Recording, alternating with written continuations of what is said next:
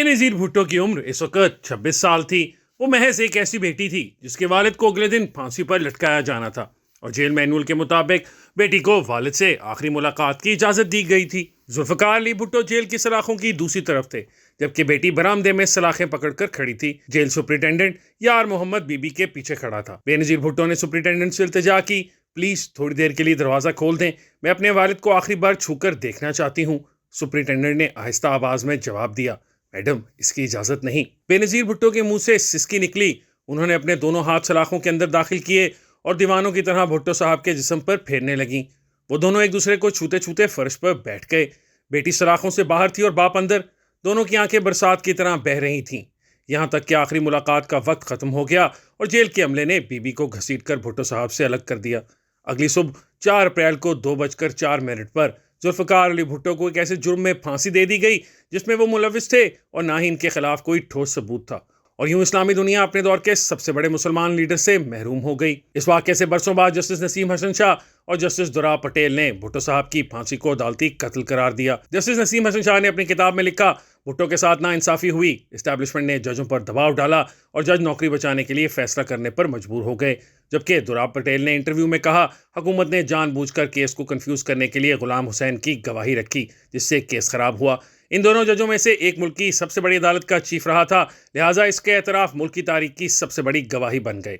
1970, 1980 और 1990 की दहाई के बेशुमार सियासतदानों और सहाफ़ियों ने भी अपनी अपनी किताबों में तहरीर किया।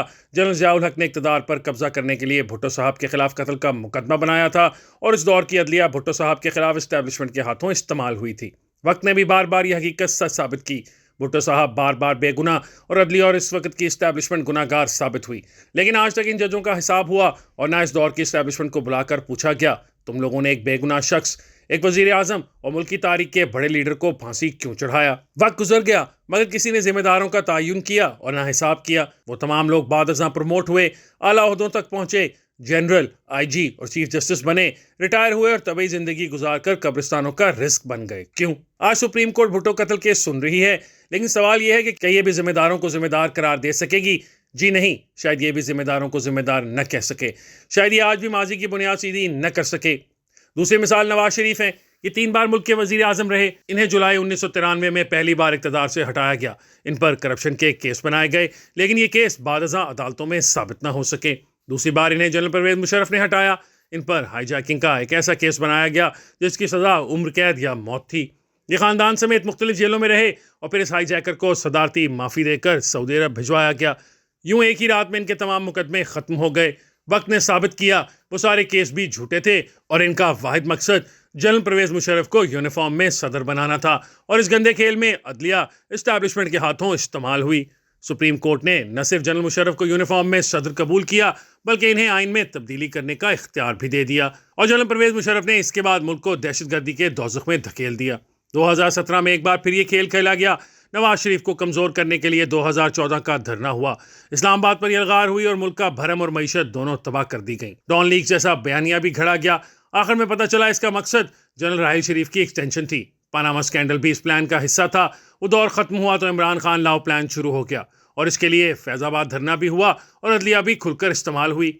मुल्क की तारीख में पहली बार एहतसाब अदालत जैसी जूनियर कोर्ट के लिए सुप्रीम कोर्ट का निगरान जज तैनात हुआ और सारा केस इस जज की निगरानी में तय हुआ। JIT बनाई गई। JIT ने 10 वॉल्यूम तैयार किए।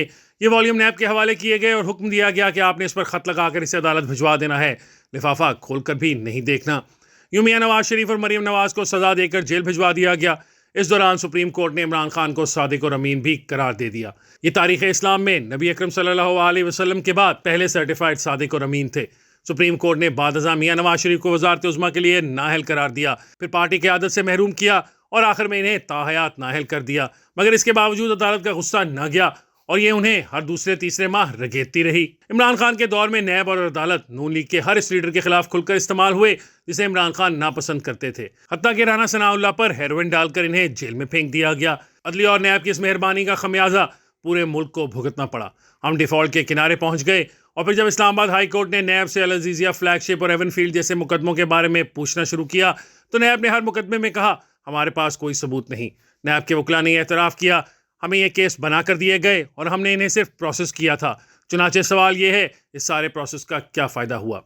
आपने चलते और तरक्की करते हुए मुल्क का बेड़ा गर्क कर दिया और मुल्क की सबसे बड़ी सियासी जमात और बड़ा सियासी खानदान भी तबाह कर दिया। आपको क्या मिला? इस बार भी अदलिया एस्टैब्लिशमेंट के हाथों इस्तेमाल हुई और इस्तेमाल के इस खेल में 5 चीफ जस्टिस के नाम आए। जस्टिस आसिफ सईद खोसा, जस्टिस गुलजार अहमद, जस्टिस साकिब निसार, जस्टिस उमर अता बंदयाल और मुस्तकबिल के चीफ जस्टिस एजाजुल एहसन। ये पानामा केस के दौरान निगरान जज थे। सवाल यह है कि इस्लामाबाद हाई कोर्ट से नवाज शरीफ की आखिरी केस अल अजीजिया स्टील मिल में भी बाइज्जत बरियत के बाद ये 5 चीफ जस्टिस कहाँ खड़े हैं? इनकी इज्जत और वक़ार को किसने दाव पर लगाया? इसका जिम्मेदार कौन है और क्या इनसे पूछा जाएगा? मेरा नहीं ख्याल इनसे कोई पूछ सकेगा। भुट्टो साहब और नवाज शरीफ के बाद तीसरे वजीर आजम इमरान खान का केस अडयाला जेल में चल रहा है। साइफर केस में अब इनके खिलाफ गवाहियां रिकॉर्ड हो रही हैं। 12 दिसंबर को भी जेल में साइफर के साथ साथ तोशाखाना का केस जेर समाअत था और जेल ट्रायल्स में अब इलेक्शन कमीशन की तौहीन, 190 मिलियन पाउंड और इद्दत में निकाह का इशू भी शामिल हो चुका है। क्या आज कोई शख्स गारंटी दे सकता है ये तमाम मुकदमे भी कल को एवनफील्ड, फ्लैगशिप और अजीजिया साबित नहीं होंगे या मुस्तकबिल का कोई जज जस्टिस नसीम हसन शाह या जस्टिस दुराब पटेल की तरह यह एतराफ़ नहीं करेगा कि हम पर दबाव था और हमने इस दबाव में खान साहब को सजाएं दी?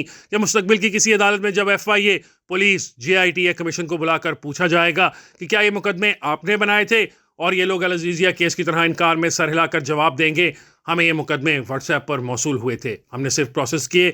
और इस वक्त का मौरख ये भी लिखने पर मजबूर हो जाएगा अदलिया एक बार फिर सियासतदानों के खिलाफ इस्तेमाल हुई। लेकिन मुझे यकीन है इस मरतबा भी किसी को बुलाकर नहीं पूछा जाएगा, किसी का हिसाब नहीं होगा कि इसके गलत फैसलों की मुल्क को कितनी कीमत अदा करनी पड़ी। सवाल यह है कि क्या इस तरीके से मुल्क चल सकेगा? नहीं चलेगा, क्योंकि माजी में भी नहीं चल सका था। मुल्क में इस वक्त 6 साबिक वज़ीर आज़म जजों की वजह से अदालतों में धक्के खा रहे हैं।